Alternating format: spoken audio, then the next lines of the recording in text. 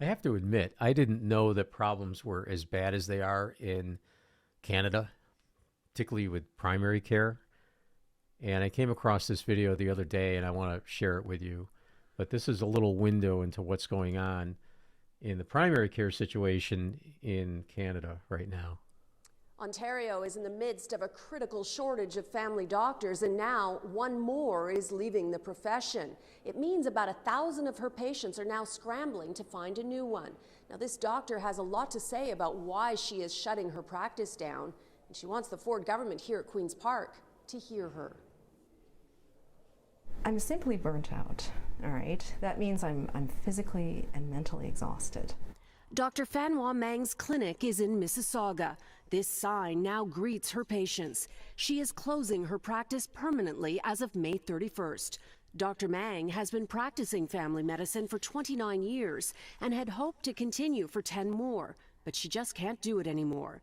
It's not the patients that have worn her down, it's the paperwork. It's just unsustainable.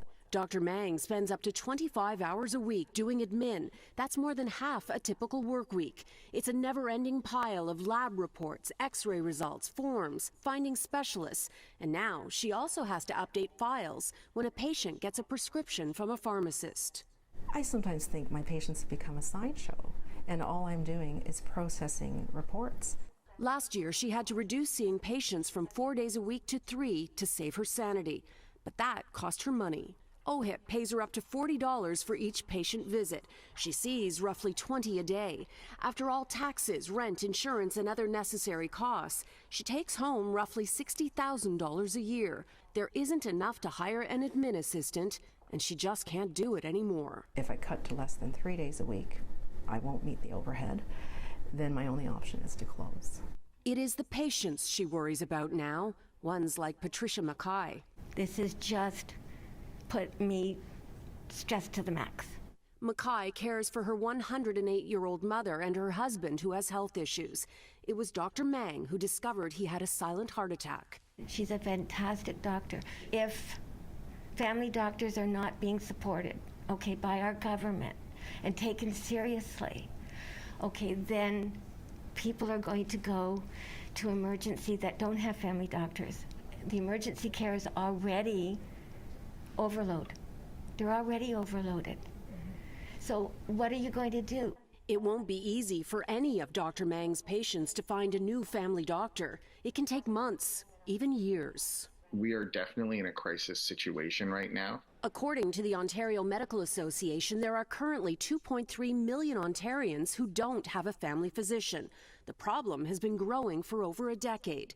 Adding to it is fewer medical students are choosing to become family doctors. And there are a lot of people that want to do family medicine. They just don't see it as an attractive option at this point. Because it's not viable, it's not sustainable. Correct. Now, the Ford government acknowledges to me the administrative burnout on family physicians, and they've launched a burnout task force as well as a program called Patients Before Paperwork, but they're both still in progress.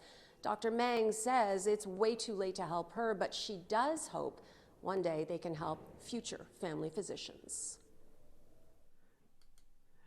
You got to love it. Patients before paperwork, and a task force has been started to address it. Absolutely ridiculous. And I mean, it's the same here in the United States. I don't think it's any better here in the U.S., but I had no idea that it was that bad in Canada, you know, with their universal healthcare system.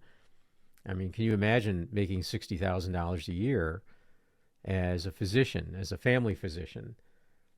And she's seeing 20 patients a day, which is a fairly reasonable number of patients. I know that a lot of family physicians here in the U.S. are seeing a lot more than 20 a day. I mean, they're probably seeing 2 or 3 times that amount, which is why when you go to the primary doctor, you have exactly 3.2 minutes to state your case. And if you come in with more than one complaint, forget it. Schedule another appointment, come back another time. Things have changed tremendously in the last 20 years here in the U.S. and obviously in Canada, just as bad.